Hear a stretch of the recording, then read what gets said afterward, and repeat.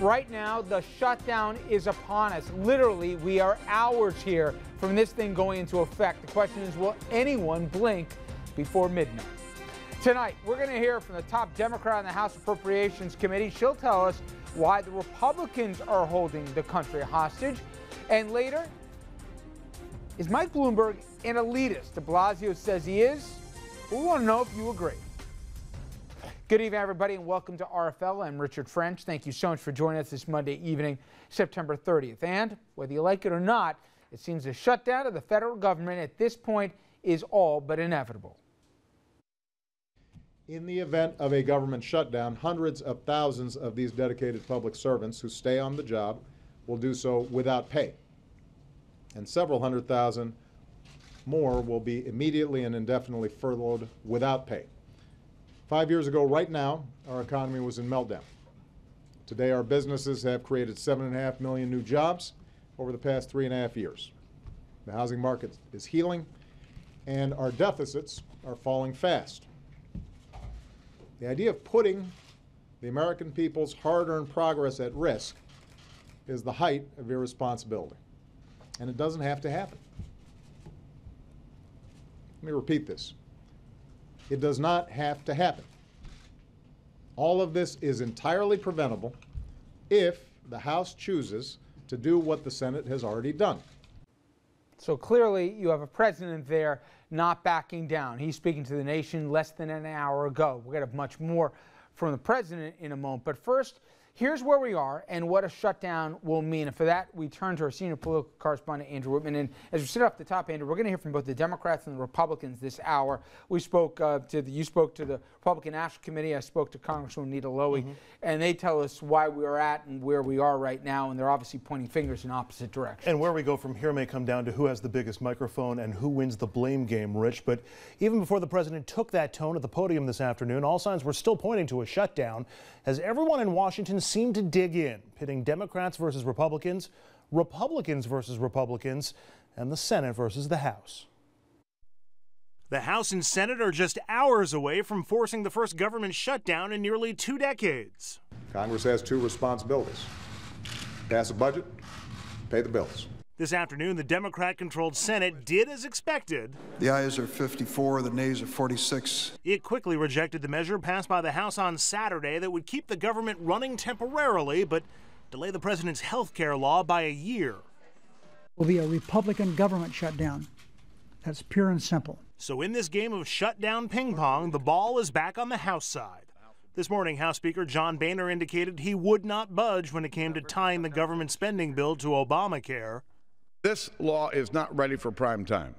The House has done its work. A new ABC News Washington Post poll found that a majority of Americans disapprove of how President Obama, congressional Republicans, and congressional Democrats are handling the negotiations. But it's Republicans who get the worst marks. Speaker Boehner and the Republicans are in a much tougher spot. About 800,000 federal workers deemed non-essential will be forced to stay home tomorrow. The cutbacks could delay first-time home mortgages, slow airport security lines, and limit food safety inspections. In the military, active duty troops will remain on the job but could see delays in pay and benefits. Meanwhile, America's national parks and monuments from Yellowstone to the Statue of Liberty would close. One bright spot, Social Security checks and Medicare and Medicaid benefits will still go out. But if the government does shut down, there's already a price tag. The White House estimating that a shutdown would cost taxpayers $2 billion. It's a common misconception that shutting down the government is completely free. There are administrative costs, there are loose ends to tie up, and then the cost of putting things back in order once government does start operating again. Even before the midnight deadline, consequences are being felt. The Dow opened down 150 points this morning and stayed down. U.S. futures and foreign markets took hits and retirement investments are threatened. The last time there was a government shutdown 17 years ago, typical 401ks lost more than $7,000 in just a few weeks. Fear over government gridlock is now also putting a hold on some hiring. It's having a marginal impact on GDP already because you have business leaders are saying, look, these politicians in Washington once again are sort of holding the economy hostage to their political demands, And so I'm just not going to hire until I see how this all shakes out. If the government shuts down at midnight, further effects will be felt immediately. National parks and zoos will close. 800,000 government employees considered non-essential will be furloughed, meaning they won't get paid. But the people on Capitol Hill making this decision will. If they were to lose their paychecks like everybody else is going to lose their paychecks, that might motivate them to probably solve some of the problems that they're facing right now. And it was the president, as you heard before, focusing on the people who would be most directly impacted by a shutdown, using their stories as a way to jab House Republicans. But the president went further than that, chiding the GOP for trying to take away health care reform and, in essence, overturn the Supreme Court and the American people's decision last Election Day. Unfortunately, right now, House Republicans continue to tie funding of the government to ideological demands like limiting a woman's access to contraception or delaying the Affordable Care Act, all to save face after making some impossible promises to the extreme right wing of their party. So let me be clear about this. An important part of the Affordable Care Act takes effect tomorrow, no matter what Congress decides to do today. The Affordable Care Act is moving forward. That funding is already in place. You can't shut it down. This is a law that passed both houses of Congress, a law that bears my signature, a law that the Supreme Court upheld as constitutional, a law that voters chose not to repeal last November, a law that is already providing benefits to millions of Americans in the form of young people staying on their parents' plan until they're 26, seniors getting cheaper prescription drugs, making sure that insurance companies aren't imposing lifetime limits when you already have health insurance, providing rebates for consumers when insurance companies are spending too much money on overhead instead of health care. Those things are already happening. Starting tomorrow, tens of millions of Americans will be able to visit healthcare.gov to shop for affordable health care coverage.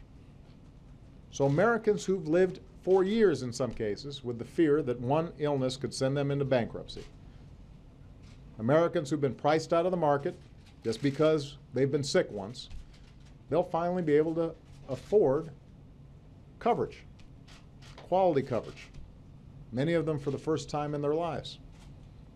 Some of them may be sick as we speak.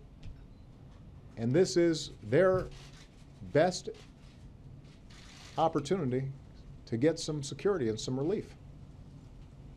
Tens of thousands of Americans die every single year because they don't have access to affordable health care. Despite this, Republicans have said that if we lock these Americans out of affordable health care for one more year, if we sacrifice the health care of millions of Americans, then they'll fund the government for a couple of more months. Does anybody truly believe that we won't have this fight again in a couple of more months? Even at Christmas? So here's the bottom line. I'm always willing to work with anyone of either party to make sure the Affordable Care Act works better, to make sure our government works better.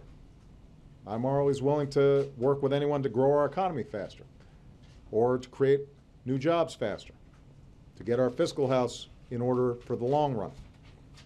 I've demonstrated this time and time again, oftentimes to the consternation of my own party.